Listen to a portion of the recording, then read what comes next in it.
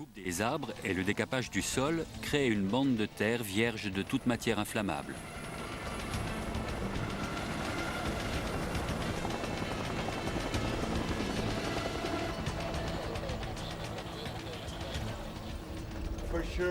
C'est sûr que ça ressemble à un cauchemar.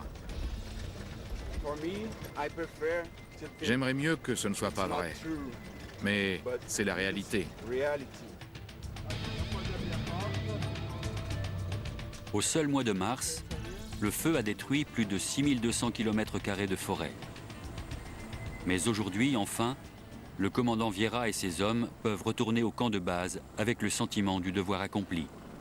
Aucune victime n'est à déplorer.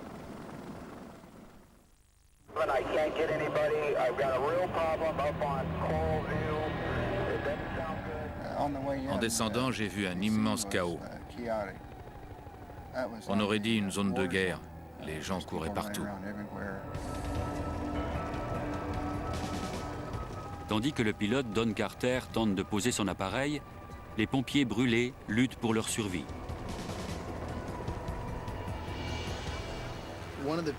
Je me souviens que je me voyais marcher sur la plage avec ma fille en lui tenant la main. Tout ce que je voulais, c'était de pouvoir encore faire ça.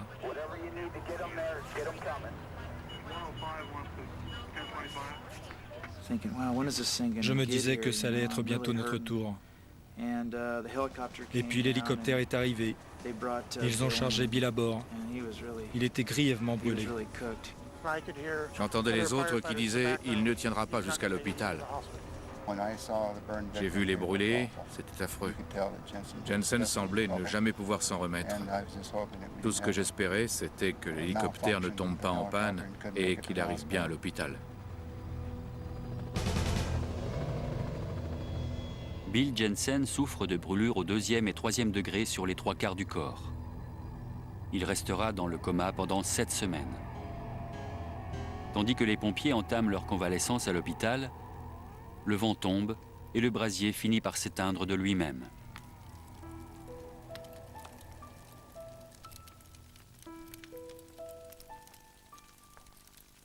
La tempête de feu est encore dans la mémoire de chacun des pompiers.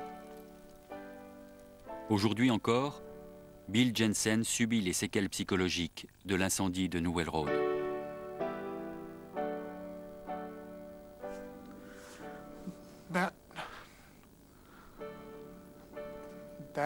Ce jour-là, sur ce feu... Excusez-moi. Je n'ai pas pu faire mon travail.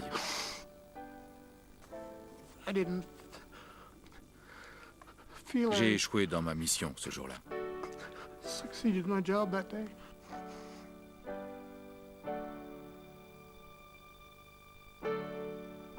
Le corps de Bill Jensen a résisté à une température de 2000 degrés centigrades. Sa tenue d'intervention a été transformée en haillons et son casque a presque fondu. Mais son courage est resté entier. Malgré ses graves séquelles, il a réussi à survivre au traumatisme. Tout ce qu'on peut faire, nous, pompiers, c'est de rendre plus sûr le monde merveilleux dans lequel nous vivons. Nous faisons de notre mieux et parfois, j'espère, nous y arrivons.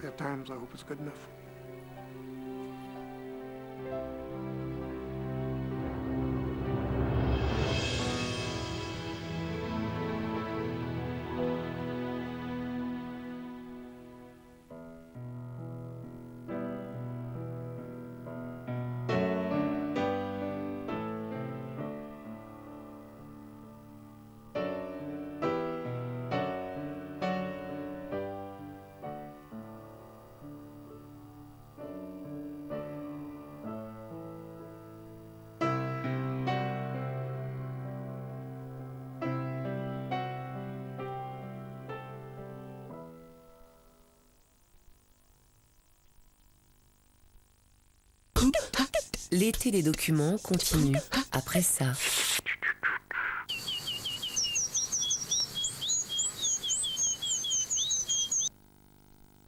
Le numérique, c'est vraiment bien.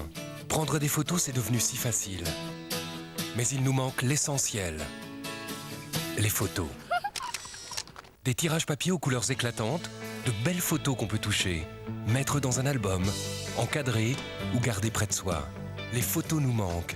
Le nouveau kiosque Kodak, c'est le plaisir du numérique et des tirages photos. Repérez son logo près de chez vous et obtenez en quelques secondes d'excellents tirages Kodak avec votre appareil numérique ou votre téléphone portable. Nos photos, on y tient. Avec Knorr, jamais à court d'idées. Ah, mon petit truc pour les pâtes. Ajoutez dans l'eau le bouillon Knorr, aux herbes et à l'huile d'olive pugée, s'il vous plaît. Et ça sent bon la Provence. Bouillon à l'huile d'olive de Knorr. J'adore. Bienvenue au top 20 des rêves. Entrez directement 15e. Je parle dauphin. À la 8e place, je suis l'homme le plus drôle du monde.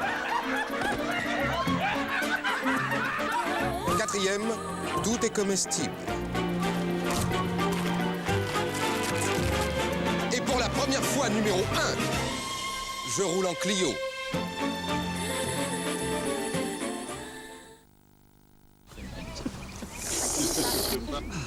Chaque plaisir a un bruit précis.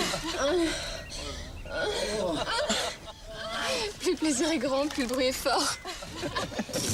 Crunch Chips, seuls ceux qui croustillent autant peut être vraiment bon. Vous pouvez pas faire un peu moins de bruit, s'il vous plaît? Crunch Chips, la nouvelle génération de chips, le maxi croquant pour un maxi plaisir.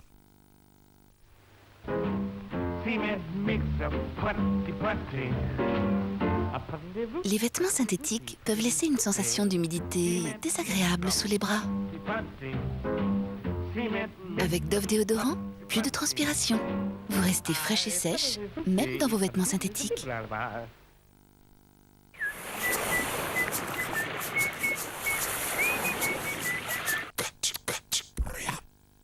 Quand le Kenya était le paradis des rhinos, Mukora était un roi parmi les fleurs. Mais tout a changé, Mukora ne le sait pas. L'animal est sur votre gauche. On aimerait donc l'aider à déménager. Mukora ne sait pas ça non plus. On veut le transplanter dans un parc vert et accueillant. Et la Mukora saura, c'est pour son bien. Genesis 2 et l'homme créa la nature. Premier épisode, demain à 14h40. Et c'est sur France 5. 1969, on a marché sur la Lune. Oui, mais avant d'y arriver, il a fallu essayer. Et réessayer.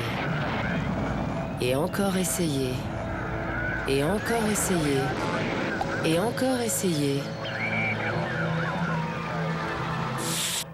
Le premier homme sur la Lune, les coulisses de l'exploit, mercredi à 14h40 et à 23h20 sur le câble et le satellite.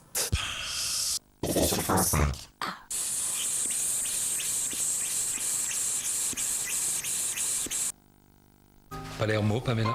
Oui, j'en raffole. C'est sans alcool. Ah. Pamela, qu'est-ce que Palermo a de plus que On moi? ne s'en lasse pas, Paolo. Palermo, sans alcool, pas sans caractère. Quand un animal a des puces, elles sont aussi dans la maison. Ok les gars, c'est reparti.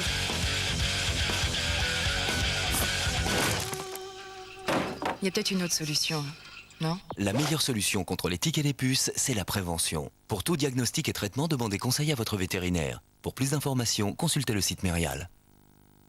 Votre percolateur, votre machine à dosette mérite un café d'exception. Pour vous, Carte Noire a créé Voluptuoso. Sous sa mousse voluptueuse, retrouvez l'arôme unique et profond de Carte Noire.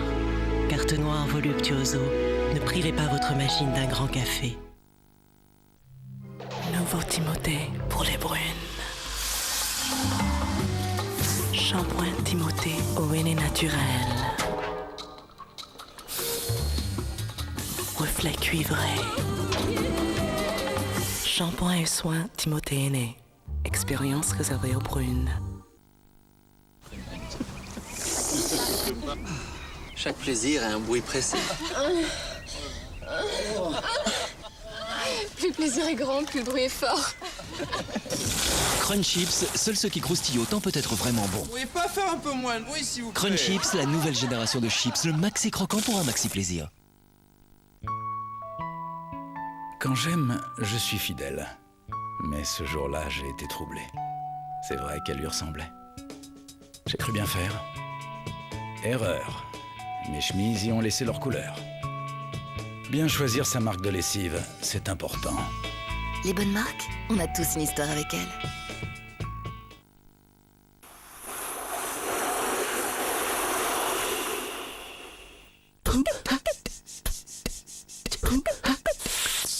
L'été des documents poursuit son petit bonhomme de chemin avec ça. Nature.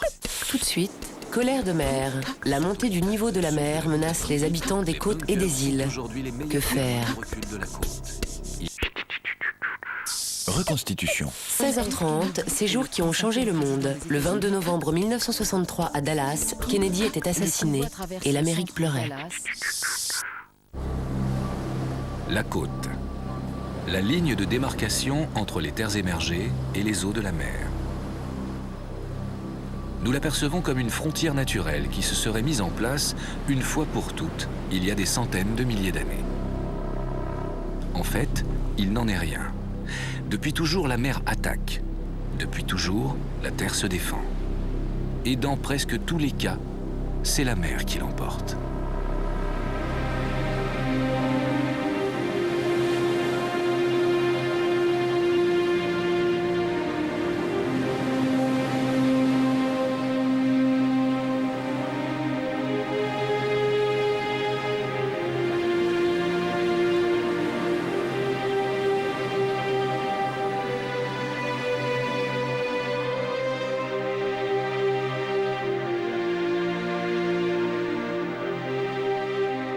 Nous sommes au cœur des Calanques, tout près de Marseille.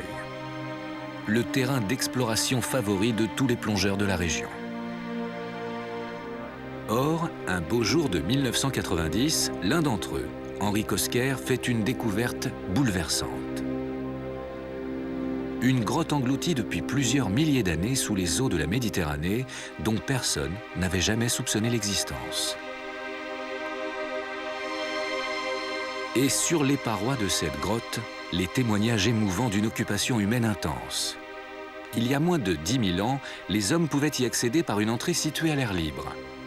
Aujourd'hui, il faut plonger à 40 mètres sous les eaux de la Méditerranée. Ce que nous rappellent les images de cette grotte engloutie, c'est que tout au long de la préhistoire, puis de l'histoire, le niveau des océans n'a cessé de se modifier. Les zones côtières et les îles ont toujours fasciné les hommes, alors que ce sont les espaces les plus menacés par les variations du niveau des mers. C'est sans doute pourquoi notre mémoire collective reste profondément marquée par le souvenir mythique du déluge. Noé et tous les représentants du monde vivant trouvant refuge à bord de l'arche et luttant contre les flots déchaînés. Et lorsqu'un beau matin, le calme succède enfin à la tempête, on peut découvrir un nouveau littoral, une nouvelle frontière entre le royaume des eaux et celui de la terre, jusqu'au prochain déluge. L'idée du déluge, qui se trouve dans la Bible, en fait, se retrouve dans la mémoire collective de beaucoup de populations du globe. Et il y a probablement une relation entre ce déluge et l'élévation du niveau de la mer qui a été très rapide, puisque le niveau de la mer est remonté d'environ 120 mètres en environ 10 000 ans, de telle sorte que des établissements humains ont été inondés et les populations ont dû se retirer devant cette avancée de la mer. 120 mètres en 10 000 ans. C'est un déluge qui peut paraître bien lent à l'échelle d'une vie humaine. Mais il est acquis que de nos jours, le phénomène s'accélère. Et les hommes sont de plus en plus nombreux à venir s'installer sur les zones côtières, y compris les plus menacées. L'exemple le plus évident est illustré par la construction d'habitations sur les côtes sableuses. Nous sommes ici sur la côte atlantique du sud de la France, mais nous pourrions être aussi bien dans le nord de la Californie, au Portugal ou au sud de l'Australie. Depuis toujours et partout dans le monde, les côtes sableuses se révèlent être les plus sensibles à l'érosion. Mais ici, dans la région du Cap Ferret, au sud des Landes, le phénomène atteint des proportions particulièrement spectaculaires. D'un côté, la houle et les vagues puissantes du golfe de Gascogne attaquent le littoral sans relâche. De l'autre, de violents courants de marée se succèdent pour vider et remplir le bassin d'Arcachon. Le Cap Ferret proprement dit, c'est cette péninsule aujourd'hui largement urbanisée qui s'avance loin au large et qui protège le bassin d'Arcachon de la violence de l'océan.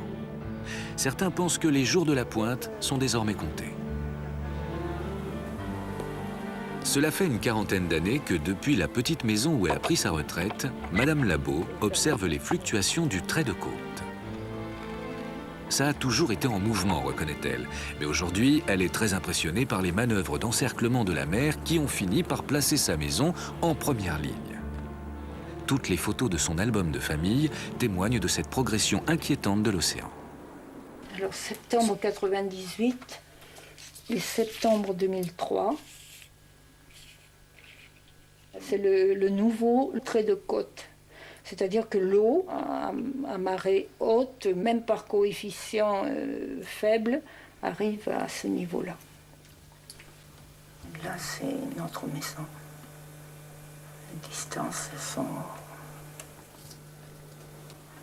C'est évident que les cartes parlent toutes seules et la progression ou le recul de la côte est relativement important puisqu'il atteint en 40 ans entre 300 et 400 mètres. C'est vrai qu'il y a une évolution d'une rapidité énorme, surtout cette année, surtout pour nous au moins côté la vraie pointe. Alain Argelas, patron pêcheur né au Cap Ferret, apprécie en connaisseur. Année après année, il constate l'évolution ultra rapide de toute la zone côtière.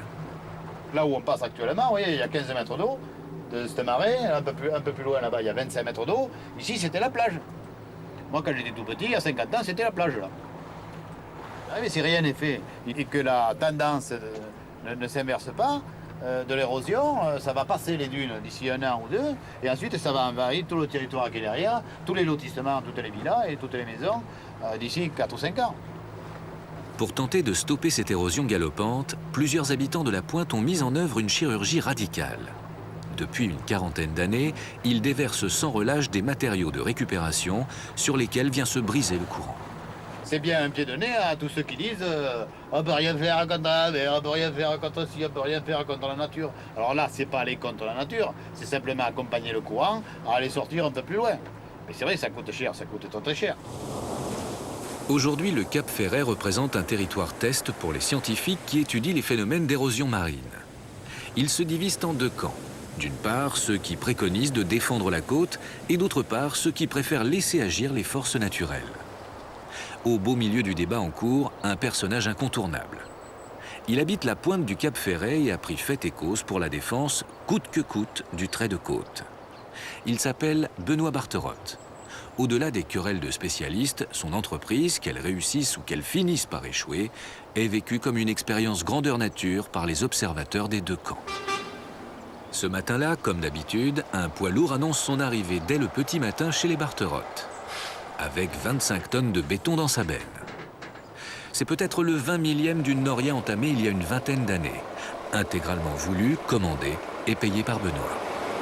Viens en avant, hein. Prends toute ta longueur, parce qu'autrement, t'en as pour 25 manœuvres. Va lui expliquer. C'est un jeune qui débute. Non. Non. Tout doucement, hein.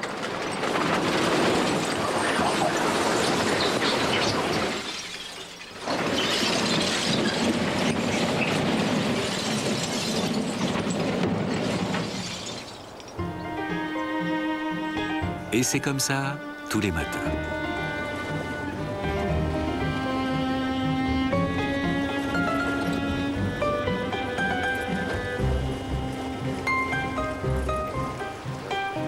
La saga Barterotte, ou bien la digue Barterotte, comme on dit dans le coin, c'est cette obstination inébranlable à se battre contre l'océan, contre les éléments. À préserver coûte que coûte ce territoire surexposé et ses cabanes, c'est comme ça qu'ils les appellent, des maisons au charme discret, directement héritées des cabanes de pêcheurs, où il a vécu les plus beaux jours de son enfance. Toute sa fortune y est passée, et une bonne partie de sa vie. Il y a beaucoup de cabanes qui étaient là, que j'ai vues disparaître dans la mer, les unes après les autres. Il est parti, il ne faut pas l'oublier, 1 kilomètre de domaine public maritime.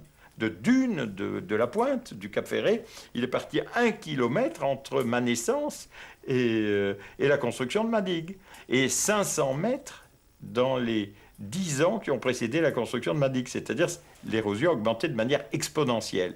Et évidemment, tout le monde disait on peut rien faire, et c'est impossible, et c'est fatal, etc., etc. Ils avaient transformé cet endroit, qui était donc la dernière propriété au bout, qui commençait à se faire bouffer, on l'avait transformé en bourrier, c'est-à-dire on jetait les vieilles voitures, les machines à laver, les caddies de supermarché, n'importe quoi, on venait le jeter là.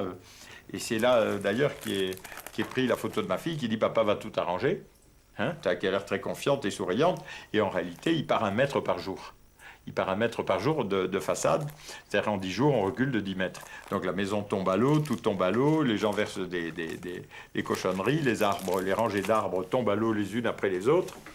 Et pour moi qui aimais cet endroit, ça me scandalisait, surtout que je pensais qu'à notre époque, c'était pas infaisable de le défendre. On a construit un barrage, parce que ces digues sont un barrage, face au Téchamp, au courant qui nous arrive d'Arcachon. Or, ce courant qui vide cette surface immense qui est le bassin, puisque ça fait quand même 100 km de tour. Et là, vous avez 4 mètres de marnage 2 fois par jour. Donc ça fait des volumes d'eau considérables, et ces volumes ne s'écoulent plus à 80% que par le Téchamp qui nous arrive dessus directement, depuis la pointe d'Arcachon, et qui vise la pointe, pour nous couper en deux. Or, il s'agit de 350 millions de mètres cubes d'eau 2 fois par jour qui nous arrivent dessus. Donc c'est à ça qu'on fait face. Et nous, nos digues, elles ne sont posées que sur du sable pur.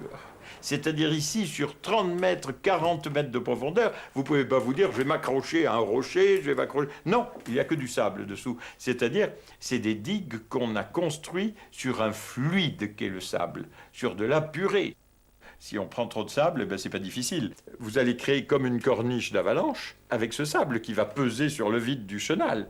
Et puis là, quand la pente va dépasser 1 par mètre, le moindre catalyseur, à marée basse, calme plat, puisque ça tombe pas au moment des tempêtes, contrairement à ce que croient les gens, ça tombe simplement par gravité. Donc quand la mer est basse, il n'y a plus la portance de l'eau. Phénomène d'Archimède. Donc c'est quand c'est bas, calme plat, absolu d'une grande marée très très basse, que là tout à coup, boum, tout tombe, comme vous le voyez sur les photos, en 1 seconde. En 1 seconde. Si le style Barterotte en irrite plus d'un, c'est qu'il se veut à la fois un savoir-vivre et un savoir-faire. Le savoir-vivre, c'est une philosophie du rapport à la nature. Le savoir-faire, c'est d'avoir appris, au fil des échecs successifs, à empiler en bord de mer des milliers de tonnes de matériaux disparates, capables de s'imbriquer les uns dans les autres, de résister ensemble pour ne pas s'écrouler au fond de l'océan. Là, il y avait 2 voisins qui avaient chacun 11 mètres de façade, qui n'avaient rien mis, ben, tout est tombé dans la mer d'un coup. Et évidemment, ça a entraîné mon flanc, là. Donc, quelque part, tant mieux, ça nous a fait un tort, hein, la nature dessine et travaille. Mais à l'endroit où il y a mon bateau, il y avait le potager de ma femme, quoi. Et il a 18 mètres d'eau dessous. Alors évidemment, la théorie de laisser faire la nature est valable si l'homme n'existe pas. S'il n'y a pas eu jamais d'urbanisation. Et à ce moment-là, c'est la nature au premier jour du monde. Tout le monde est d'accord, tout le monde l'aime, tout le monde peut en avoir la nostalgie. Et à ce moment-là, on ne fait pas les rizières à Bali, on ne cultive plus la nature. Or nous sommes des cultivateurs de la nature. Nous sommes des cultivateurs, c'est-à-dire on fait partie des mêmes qui ont planté les landes, qui les ont fixées. C'est une culture.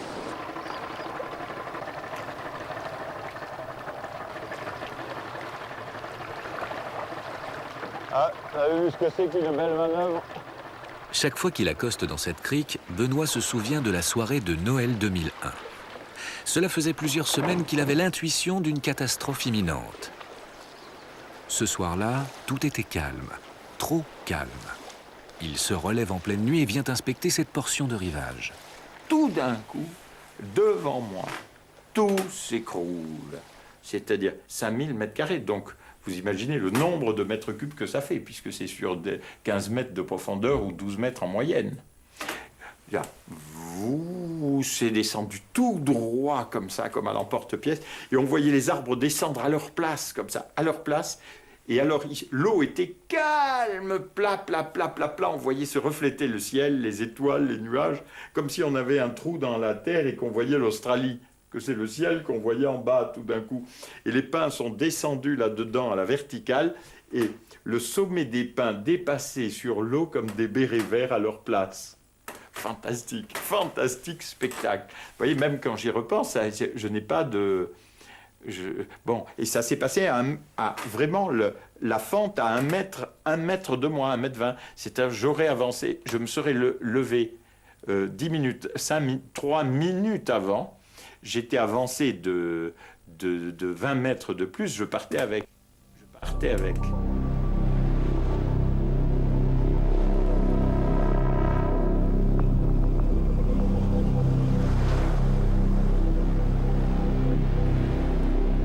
Aujourd'hui, du nord au sud de la côte atlantique, les bunkers sont aujourd'hui les meilleurs témoins du recul de la côte. Il y a 50 ans, ils se situaient à 300 mètres derrière un cordon de dunes. Aujourd'hui, les dunes ont disparu avalées par la mer et les bunkers sont au contact direct de l'eau. Les côtes sableuses, comme cette grande côte sableuse d'Aquitaine, sont un milieu en perpétuel mouvement. Il y a des phases où la mer prend du sable dans la dune et il y a des phases où la mer apporte du sable à la dune. Donc c'est un milieu de forte énergie. Le vent, la mer, le sable, tout bouge en permanence. Donc on peut avoir l'illusion d'une stabilité, mais en réalité ça bouge.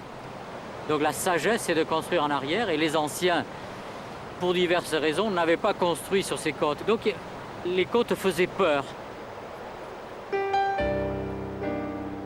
Dans l'euphorie économique des années 60, on a oublié la peur et on a construit sur la mer. Mais aujourd'hui, c'est elle qui gagne et les immeubles avec vue imprenable se retrouvent en ligne de front. L'océan est là, toujours plus près.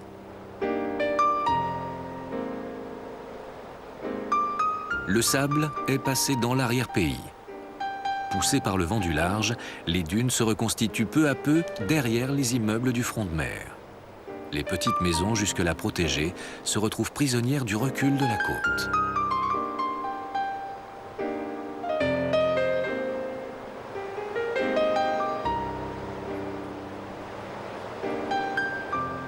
Toutes les côtes sableuses du monde connaissent le même paradoxe. Elles incitent à construire alors que l'on ne devrait jamais y construire, comme ici, au Portugal. L'exemple assez caractéristique en Europe, c'est le Portugal, par exemple, qui est un pays où beaucoup de gens habitent sur les côtes. Il y a une pression extraordinaire sur la côte et ils ont beaucoup urbanisé. Et actuellement, ils ont réalisé d'importantes défenses à la côte, soit des murs longitudinaux, soit des épis. Et ces systèmes-là ont souvent accentué l'érosion, disparition de sable, et il faut encore plus durcir. Et la défense devient de plus en plus coûteuse et les plages qui sont quand même un des facteurs d'attraction du tourisme ont tendance à maigrir et à disparaître. Donc on a un petit peu tué la poule aux œufs d'or.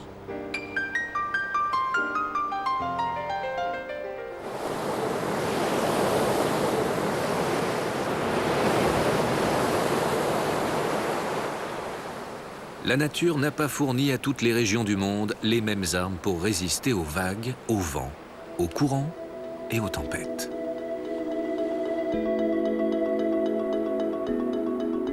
Certains paysages côtiers nous semblent tellement immuables qu'on pourrait les croire définitivement à l'abri des violences de la mer. C'est le cas des rivages abrupts de la Manche, du côté français comme du côté anglais. Historiquement, les hommes ont d'abord peuplé le débouché des vallées où ils ont créé des ports et développé une importante activité industrielle et commerciale. Mais au cours du siècle dernier, l'extension urbaine a gagné les pentes et les sommets des falaises, jusque-là vierges de toute construction. Comme ici, sur l'île de Wight, où l'on redécouvre la prééminence des forces naturelles sur les entreprises humaines. Les côtes ne sont pas que des espaces à grand spectacle, mais aussi et surtout des franges étroites où la terre, l'air et l'eau s'affrontent sans cesse. Et où la mer finit pratiquement toujours par remporter la victoire.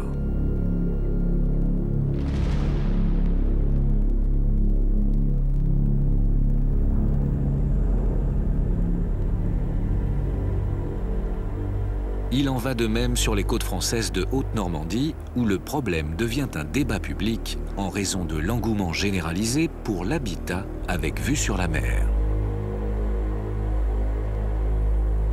Que ces falaises spectaculaires fassent partie de notre patrimoine national ne les empêche pas de se fragiliser sans cesse, de s'effondrer et de reculer chaque année face à la progression de la mer.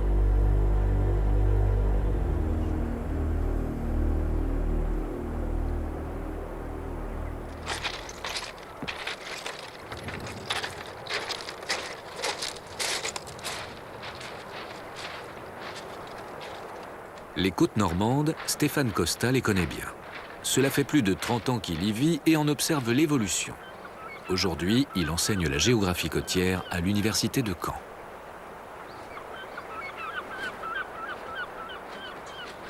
Contrairement aux plages qui peuvent avancer ou reculer, les falaises ont une caractéristique, c'est qu'elles ne peuvent que reculer. Par définition, ce sont des formes d'érosion. Sur le littoral normand, le recul est d'autant plus rapide que les falaises sont constituées de craie, matériaux peu résistants face à l'érosion. Le problème, c'est que ce recul rattrape actuellement l'urbanisation qui s'est implantée imprudemment trop près du rivage. Au nord de Dieppe, la petite ville de Criel-sur-Mer. 1500 habitants, il y a 40 ans, plus du double aujourd'hui. Alors le site de Criel est caractéristique puisque le recul y est de 40 cm par an et toute une série de maisons vont tomber à la mer et les propriétaires ont été expropriés.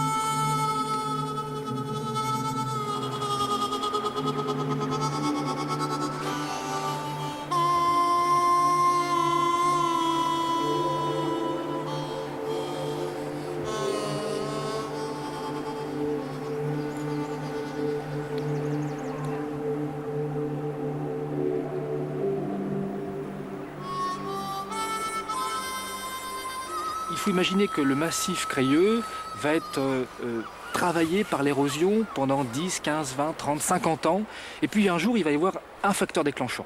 Une fois la tempête, de fortes précipitations, une forte alternance gel-dégel, qui sera finalement le facteur déclenchant.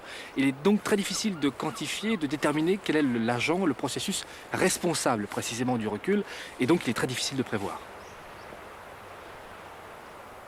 Contre l'érosion et contre les submersions de tempête, le meilleur agent protecteur, c'est le cordon de galets, ici notamment pour la Haute-Normandie. Ce cordon de galets, qui est un stock sédimentaire, est hérité en fait de l'élévation du niveau de la mer qui s'est effectuée sur les 18 derniers milliers d'années. Il y a 18 000 ans, le niveau de la mer en Manche était 130 mètres en dessous de l'actuel.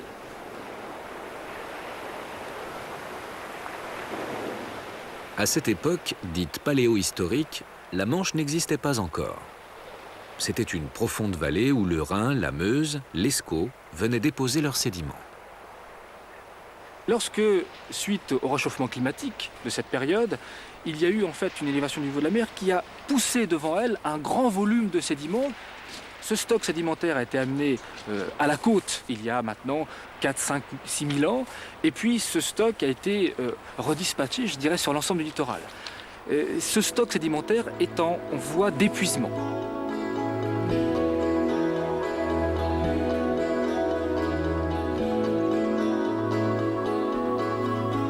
Ce stock de galets, les hommes ont largement contribué à son épuisement.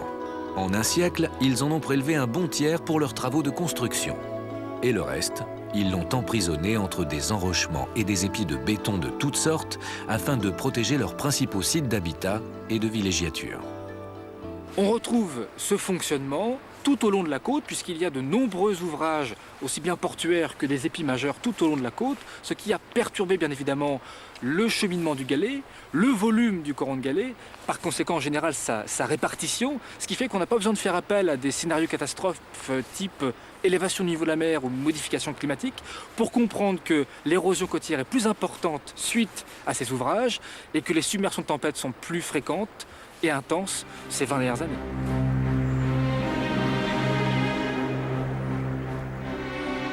Pourville-sur-Mer, petit village côtier au sud de Dieppe, en sait quelque chose. Régulièrement, lors de chaque conjonction entre forte marée et grosse tempête, il se retrouve sous les eaux.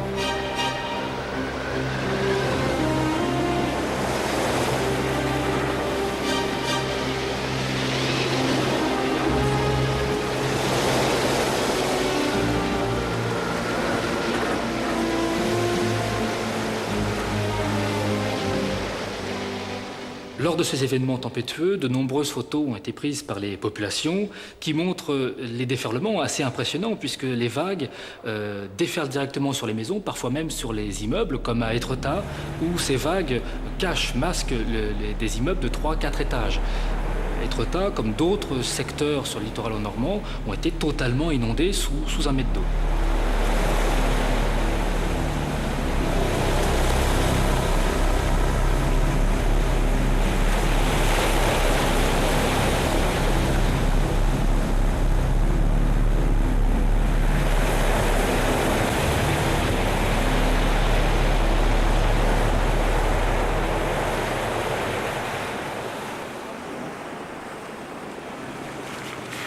Béatrice Lebourg connaît bien le problème. Elle habite en première ligne, juste derrière la digue. Depuis une nuit de cauchemar où la mer a tout envahi, même le portail du jardin ressemble à la porte étanche d'une écluse. Elle a été faite sur mesure pour en fait contenir les eaux quand il y a des tempêtes ou de l'eau qui ruisselle quand il y a une mauvaise marée. Donc elle est remplie de bois et puis ça a été fait sur mesure. Alors la maison, elle était en contrebas. En fait, lors de la grosse tempête, on s'est retrouvé avec 1,60 m d'eau dans le bas de la maison. La porte là était éventrée, la cuve à fioul était sur la pelouse. On n'avait plus du tout d'électricité, plus de chauffage, plus d'eau chaude. Tout était cassé dans le bas. Et puis, on n'avait plus de mur d'enceinte qui était en briques qui s'est écroulé, on n'avait plus rien. On entendait du bruit partout, des vagues, on voyait de l'écume, on ne savait pas ce qui allait se passer. On était dans le noir intégralement, donc on ne savait plus du tout quoi faire. Alors, on s'est dit que la seule solution, c'était d'avoir un accès sur la terrasse qui est là et de s'échapper par la falaise. Donc on est monté en traînant ma grand-mère comme on pouvait, hein, à travers la falaise, là, ça grimpe. Et puis c'était pas entretenu comme maintenant, on venait d'acheter la maison, donc c'était des herbes, Puis on n'avait pas l'habitude de passer par là, on connaissait pas les voisins, on connaissait pas la route. Bon, mais c'est pas si difficile que ça, en fait. Mais nous, ça nous a paru affreux cette nuit-là, dans le noir, avec le bruit, l'eau, sachant pas où on allait. Quelque chose qui est difficile, c'est qu'on ne peut jamais dire jusqu'à quelle hauteur l'eau va monter. En fait, quelquefois, ça commence à s'agiter et à passer par-dessus 1 heure avant la fin de la marée. Et puis, ça reste gentil, les petites vagues passent gentiment, il n'y a pas trop d'amplitude.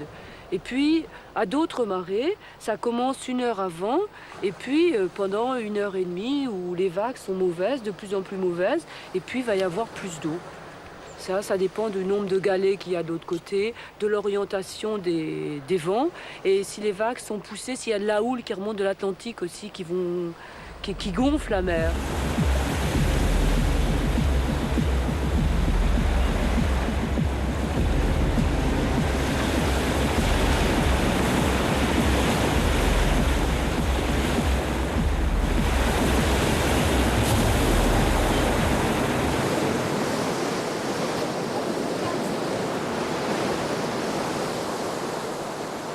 Plus au nord encore, les rivages de tout un pays sont confrontés depuis toujours et à grande échelle à la menace de l'invasion par la mer.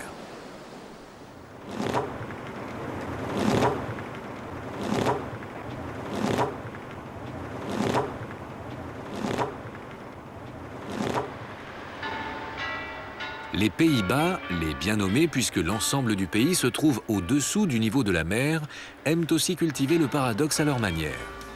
Car cette mer omniprésente est le plus souvent parfaitement invisible. Pour l'apercevoir, il faut escalader l'une de ces innombrables digues et dunes qui encerclent le territoire national. L'aéroport d'Amsterdam lui-même se trouve à plusieurs mètres en contrebas du rivage le plus proche. Et depuis une dizaine d'années, l'essentiel de l'activité économique se développe le long des côtes de la mer du Nord. Une mer absolument indissociable de l'histoire du pays.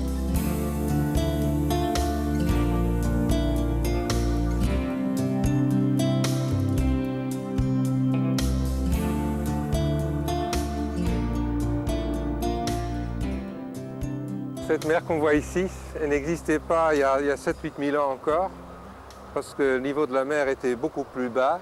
Après l'époque glaciale, les eaux ils ont monté, ils ont commencé à envahir en fait la mer du Nord, qui nous a séparés de l'Angleterre, et qui a aussi commencé à envahir les Pays-Bas. Et en fait, ce qui est remarquable, c'est que les Pays-Bas, à cette époque-là, étaient encore beaucoup plus bas en fait, que les maintenant. Donc la mer est entrée profondément dans le pays, il y a eu des grands estuaires, il y a eu des grands marécages qui ont été créés, où bon, on peut même s'étonner qu'il y a des gens qui sont installés là-bas pour vivre, mais pourtant bon, c'est le cas. Les gens s'adaptaient comme ils pouvaient. En fait, les gens vivaient sur les bancs de sable qui étaient déposés par la mer, parce que la mer, les vagues, en attaquant sur la plage, bon, ils construisent des bancs de sable.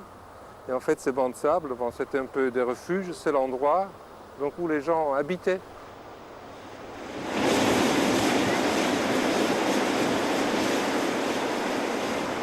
Aujourd'hui encore, les Hollandais entretiennent une relation fusionnelle avec les eaux froides et limoneuses de la mer du Nord. Comme ils disent eux-mêmes, c'est à la fois leur meilleur ami et leur pire ennemi, puisque le pays s'est construit avec elle et contre elle. Sur un ton humoristique, une campagne publicitaire nationale rappelle à tous les Hollandais qu'aujourd'hui encore, il faut rester sur le qui-vive devant les assauts de la mer. Ah, heerlijk zo. Ah, quel bonheur! Mais serons-nous toujours aussi bien? Le niveau de la mer s'apprête à monter de plus de 80 cm d'ici la fin de ce siècle. Les plages se réduisent et le risque d'inondation augmente. Heureusement, notre gouvernement est à pied d'œuvre. Nos plages sont alimentées artificiellement en sable et des espaces plus vastes sont réservés à nos dunes.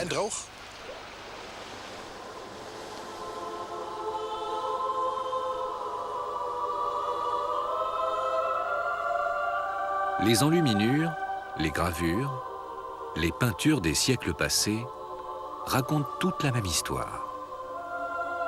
Celle d'inondations, de digues qui se rompent, de noyades.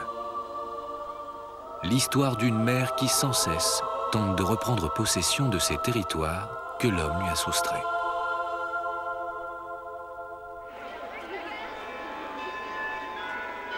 Mais un événement beaucoup plus récent a marqué de manière indélébile la mémoire collective du peuple hollandais. Cela s'est passé en 1953 et au musée de Middelburg, on en célèbre encore le souvenir. Dans la nuit du 31 janvier au 1er février de cette sombre année 1953, un gigantesque raz de marée submergea les digues, noyant villes et villages. Près de 2000 morts, 200 000 têtes de bétail noyées elles aussi.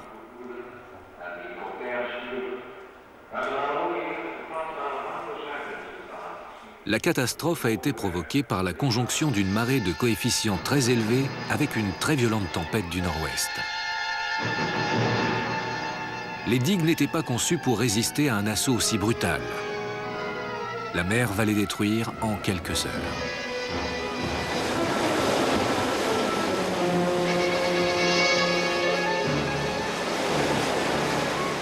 Lorsqu'on revoit les actualités filmées de l'époque, on pourrait d'abord penser à un jeu. Nous ne sommes ici qu'à la veille de la catastrophe et les spectateurs, futures victimes qui l'ignorent encore, se délectent comme toujours du grand spectacle de la nature. Mais au fil des heures, la situation va rapidement s'aggraver. Déjà ici, à Vlissingen, dans le sud du pays, les vagues submergent les remparts, envahissent la ville et commencent à pénétrer à l'intérieur des terres. Dans la campagne, les digues ne parviennent plus à contenir l'élévation du niveau de la mer et cèdent l'une après l'autre sous les yeux des riverains impuissants. La partie est perdue.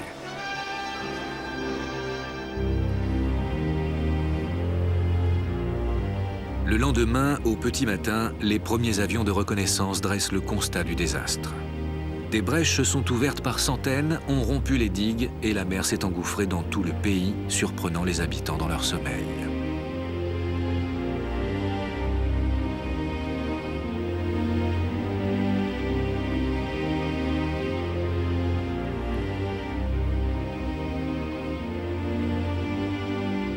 Ces images en noir et blanc ressemblent beaucoup à celles de la Deuxième Guerre mondiale, encore toutes proches. C'est le sauve qui peut, mais surtout le sauve comme on peut, avec les moyens encore très rudimentaires de l'époque.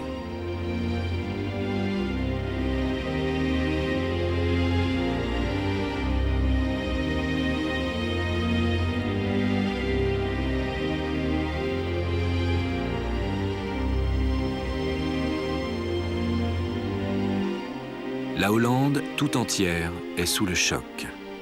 Comme si sa raison d'être, sa résistance à la mer, la préservation des terres, avait été noyée en une seule nuit de tempête.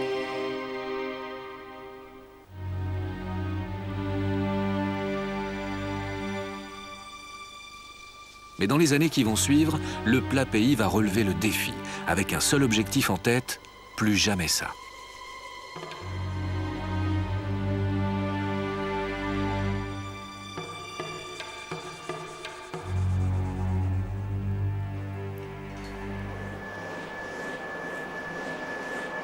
Aujourd'hui, un Hollandais qui a connu les digues traditionnelles des années 50 pourrait se sentir transporté dans un univers parallèle, dans un autre monde.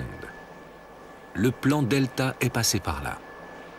Dès 1958, le Parlement hollandais adopte la loi sur de gigantesques travaux côtiers destinés à réduire le risque d'inondation à un événement grave tous les 10 000 ans. À l'entrée des grands estuaires, on construit des barrages pour protéger le pays des marées de tempête. C'est une entreprise de défense nationale et de salut public. La mer ne doit plus jamais avoir accès au pays.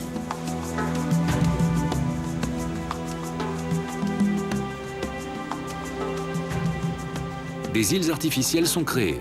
Elles vont servir de support à des ouvrages ambitieux et innovants, comme ici à l'embouchure de l'Escaut. Cette autoroute entre ciel et mer, c'est le Storm Surge Barrier, un barrage anti-tempête d'une longueur totale de 3 km implanté par 15 mètres de fond. À travers ces 62 vannes géantes, ce sont des millions de mètres cubes d'eau qui transitent lors de chaque mouvement de marée entre l'estuaire de l'Escaut et la mer du Nord. À ce titre, il fait figure de monument national dont les Hollandais sont très fiers.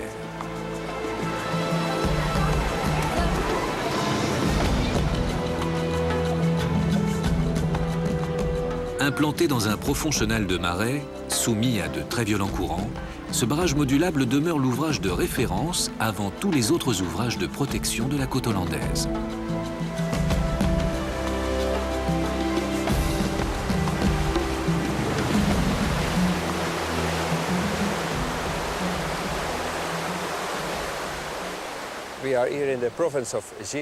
Nous sommes ici dans la province de Zeeland, au cœur même des travaux du plan Delta. Et le dernier grand ouvrage à avoir été achevé, c'était celui-ci. Prévu à l'origine comme un barrage classique, un barrage en dur qui n'aurait plus permis la libre circulation de l'eau. Mais au début des années 70, on a commencé à prendre vraiment conscience de l'importance de la notion d'environnement pour une région comme la nôtre. Les scientifiques, les pêcheurs et tout simplement les habitants se sont alliés pour refuser la construction d'un barrage en dur. Il faut laisser à l'eau la possibilité de circuler. Et c'est ainsi que nous avons construit un ouvrage de ce type. En temps normal, les vannes sont ouvertes et l'eau peut s'écouler à marée montante comme à marée descendante. Mais on peut les fermer rapidement en cas de menace de grosses tempêtes.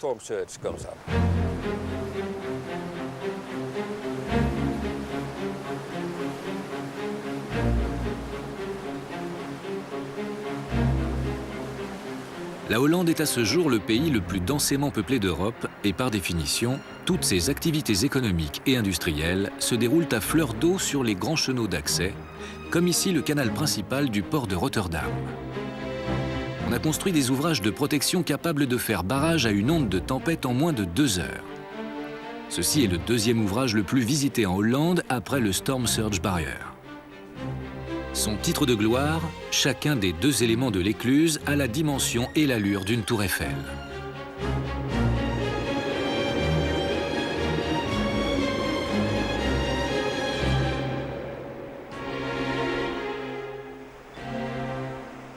Cependant, l'essentiel de la côte hollandaise n'est pas constitué d'estuaires, mais de longues plages rectilignes rongées par la mer.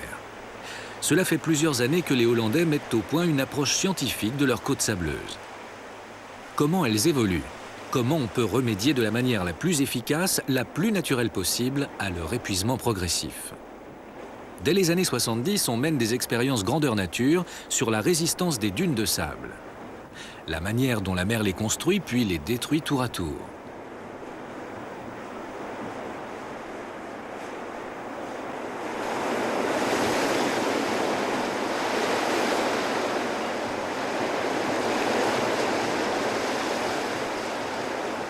Les scientifiques sont désormais convaincus que le meilleur protecteur du sable, c'est le sable lui-même. On va donc nourrir les plages. Le problème est de déterminer où l'on va prélever ce sable nourricier. Aujourd'hui, on va le chercher 20 km au large dans des zones où cela cause des dommages mineurs à l'environnement sous-marin. Dans leur sophistication, les navires chargés d'extraire le sable des fonds marins et de les transférer sur le rivage n'ont absolument rien à envier aux techniques les plus sophistiquées de l'industrie offshore. On pompe, on stocke et on expédie sur la côte. C'est à ce prix, en donnant à manger à la mer, que l'on préserve le trait de côte tout en respectant les équilibres naturels. Quand on nourrit comme ça la plage avec du sable, c'est un travail qu'on est obligé de refaire tout le temps. Donc la Hollande n'est pas un pays dont on peut dire voilà, maintenant c'est fini. Donc nourrir la plage ici, on le fait en moyenne tous les 5 ans, certains endroits tous les 10 ans. Non seulement donc on pompe le sable ici, mais dans tout le pays on pompe aussi l'eau. Parce que si on ne pompait pas continuellement l'eau en Hollande, les pays seraient submergés aussi. Enfin, des grandes parties seraient submergées. Donc travailler tout le temps, pomper de l'eau, pomper du sable, enfin, c'est le sort de la Hollande. Quand on a choisi de vivre sur le sable, au contact direct d'une mer conquérante, il est évident que la vie ne pourra jamais être tout à fait simple. Mais même pour les grands pragmatiques que sont les Hollandais, la part du rêve reste essentielle. Les ingénieurs ont appris à faire barrage à l'océan. Ils n'ont pas modifié le rapport des habitants avec une mer qu'ils redoutent, mais qu'ils admirent toujours.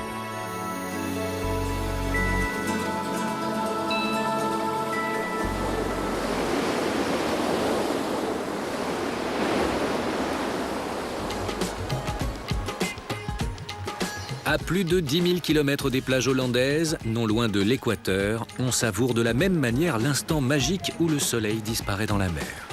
Et pourtant, cette mer omniprésente est devenue ici le synonyme de tous les dangers. Nous sommes aux Maldives, un archipel de plus d'1 millier d'îles saupoudrées au large des côtes de l'Inde. Une destination de rêve pour les touristes occidentaux qui fantasment sur ces images d'un paradis sur terre, ou plutôt d'un paradis sur mer. C'est un paradis singulier, un paradis précaire qui émerge à grand-peine des eaux bleues de l'océan. Le point le plus élevé de la plupart des atolls culmine à un peu plus d'1 mètre au-dessus du niveau de la mer. Pas de quoi avoir le vertige. Et pourtant, la géomorphologie de ces îles minuscules aurait de quoi effrayer chacun de leurs habitants. Les atolls sur lesquels ils vivent ne sont que d'infimes pellicules de sable perchées tout en haut de montagnes sous-marines. Ces montagnes, ce sont d'anciens volcans qui, depuis des centaines de milliers d'années, s'enfoncent inexorablement sous les eaux. C'est le développement constant du corail qui a permis de maintenir ce contact fragile avec la surface. En poussant sans relâche vers la lumière du soleil, le récif corallien a toujours réussi à rattraper le niveau de la mer. Mais pour combien de temps encore ?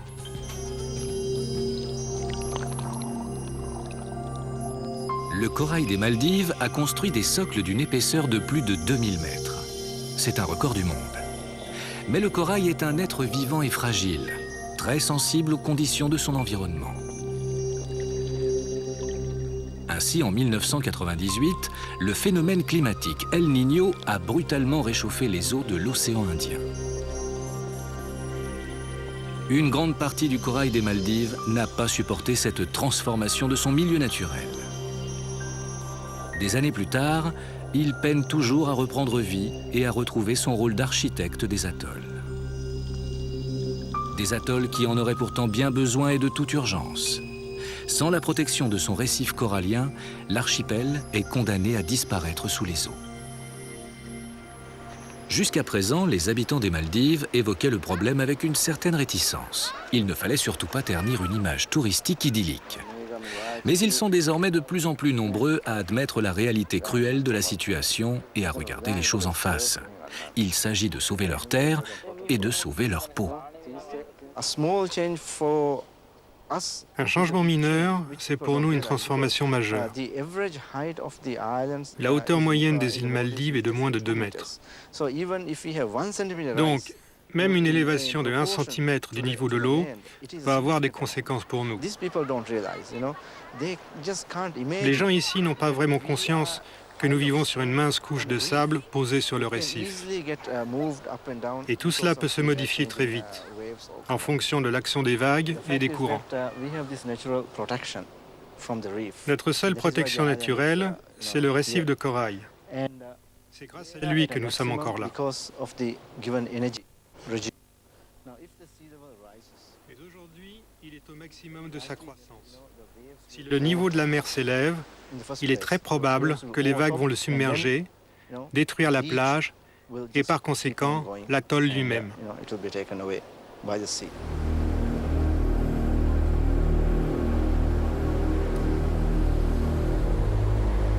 Des images comme celle-ci, c'est le cauchemar de tous les habitants des atolls. Un océan qui franchit tout à coup le récif et qui détruit tout sur son passage. Il n'y a aucune parade possible quand on vit à 1 mètre au-dessus de l'eau. Cette fois-là, après avoir dévasté et tué, la mer s'est retirée de l'atoll. Le naufrage définitif est annoncé pour demain.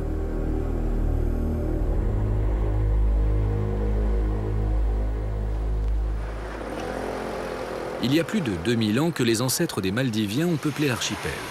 Ils sont venus d'Arabie, d'Afrique de l'Est et du sous-continent indien. Mais aujourd'hui, derrière la douceur de vivre et la nonchalance apparente, une réelle inquiétude se fait jour. Les autorités ont mis sur pied un plan d'envergure. Ils prévoient de regrouper l'ensemble des 300 000 habitants de l'archipel sur quelques dizaines d'atolls moins menacés que les autres par le naufrage annoncé. Tous les jours, Ali observe l'océan et il ne cherche plus à dissimuler la réalité. Oui, j'ai peur. J'ai vu des inondations, j'ai vu des grosses vagues qui dévoraient les îles. Même à Malé, j'ai vu ça. J'ai vraiment peur. Malé, capitale économique de l'archipel. Une approche déconcertante des Maldives pour les touristes qui y atterrissent pour la première fois. C'est un quadrilatère de quelques kilomètres carrés surchargé d'immeubles. Plus de 70 000 habitants s'y concentrent et occupent tout l'espace disponible. Cela ne correspond peut-être pas à l'image habituelle d'un atoll des Maldives.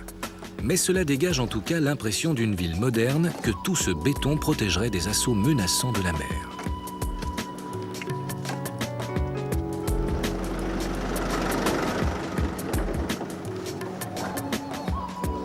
La réalité est tout autre. Malé a été construite à fleur d'eau comme toutes les constructions des Maldives. Dès que l'on entreprend un chantier, aussi modeste soit-il, on doit s'immerger jusqu'au cou et dégager le corail mort sur lequel repose toute la ville.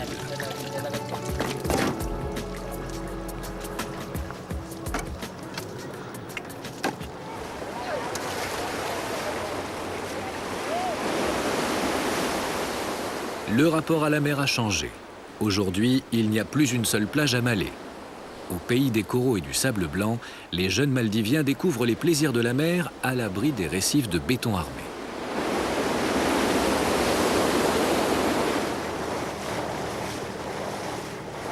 Une muraille encercle aujourd'hui les 3/4 de l'île de Malé.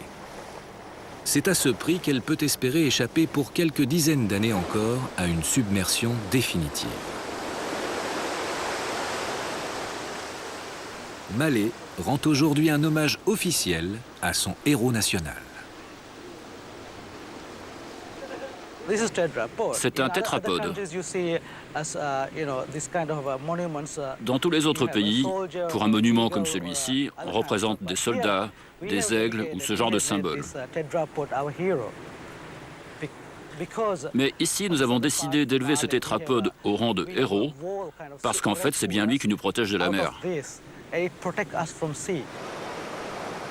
Malé surpeuplé, Malé menacé par la montée des eaux et la violence croissante de l'océan. Le gouvernement a opté pour une solution radicale. Il a créé un nouvel espace urbain sur l'atoll de Ulu-Malé, à 1 km de la capitale. L'île a été entièrement ceinturée de blocs de béton et de piliers de métal.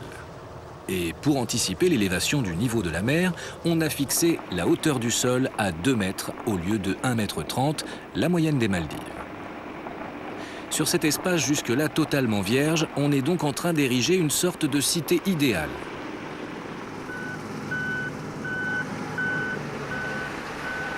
À l'origine, Ulu-Malé devait juste servir d'exutoire à la population de Malé.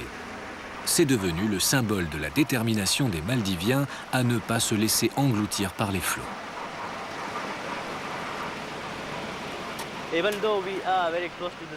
Même si nous sommes très proches de la mer, nous avons gardé un espace de sécurité par rapport à l'action des vagues. Et nous avons protégé le rivage grâce à différents ouvrages qui brisent les plus grosses lames. Nous n'avons pas touché au récif. Nous avons juste assuré la protection du territoire.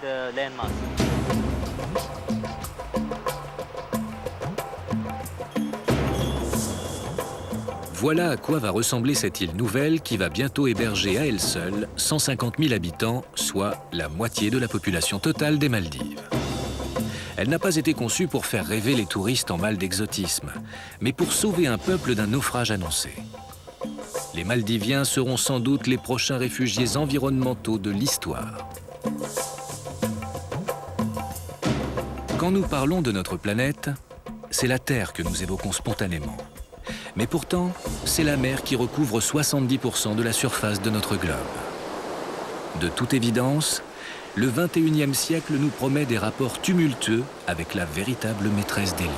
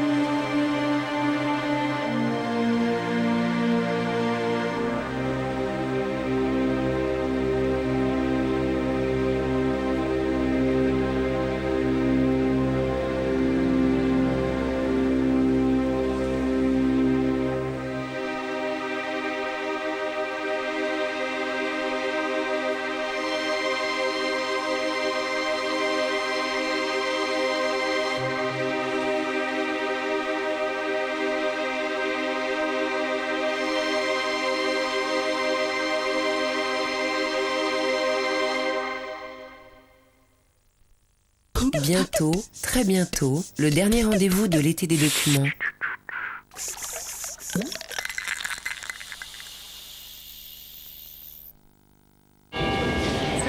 Welcome, Mr. Longi. Mr. Lango? Mr. Lango? Mr. Lango?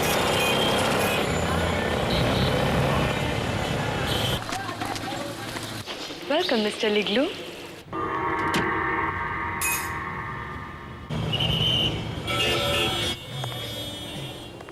Nous vous attendions, monsieur Langlois. Avec HSBC, le CCF est votre banque partout dans le monde. N'est-ce pas, monsieur Langlois? Alors les filles, on déjeune où? En Provence. En Auvergne. Et moi dans les Landes, avec ma salade gourmande William Saurin au gésier confit. William Saurin, salade gourmande. Le numérique, c'est vraiment bien. Prendre des photos, c'est devenu si facile. Mais il nous manque l'essentiel. Les photos.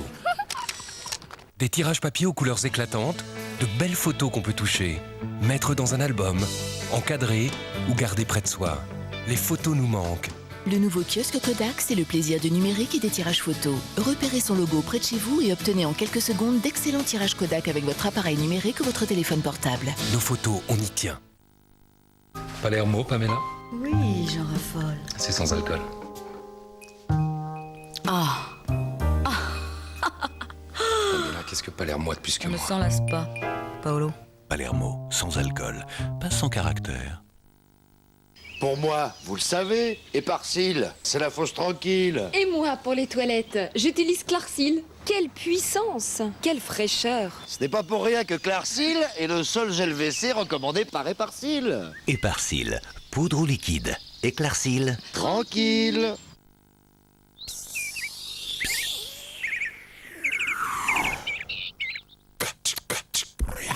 Cette voiture-là, mon vieux, Une dauphine! elle est terrible. Les années 60, c'est quoi?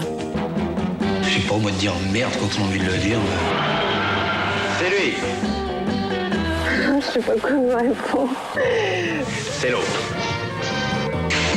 En tout cas, c'est une sacrée époque. Graffiti 60, présenté par Dominique Besnéard et Pierre Lescure. Deuxième partie, de 1962 à 1964, aujourd'hui à 17h30. Et c'est sur France 5.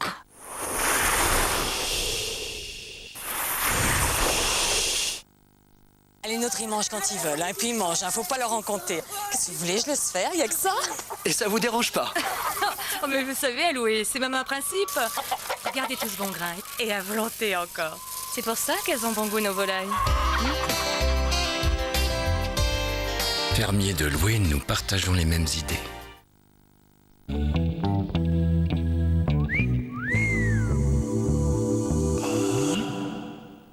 Découvrez tout le charme du pamplemousse rose au rayon ambiant.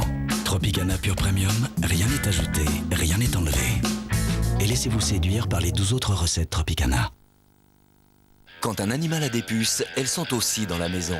Ok les gars, c'est reparti.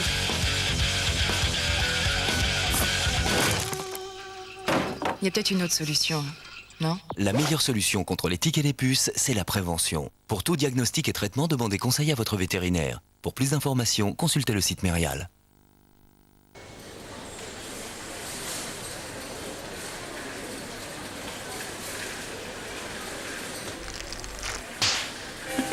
On ne tâte pas le nouveau camembert moelleux de Bridel.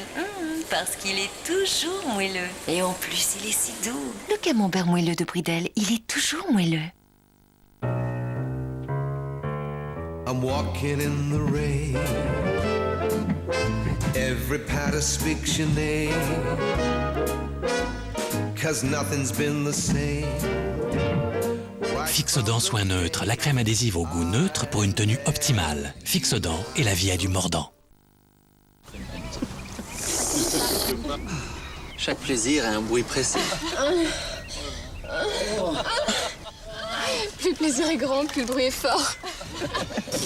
Crunch Chips, seuls ceux qui croustillent autant peut être vraiment bon. Vous pouvez pas faire un peu moins de bruit, s'il vous plaît? Crunch Chips, la nouvelle génération de chips, le maxi croquant pour un maxi plaisir.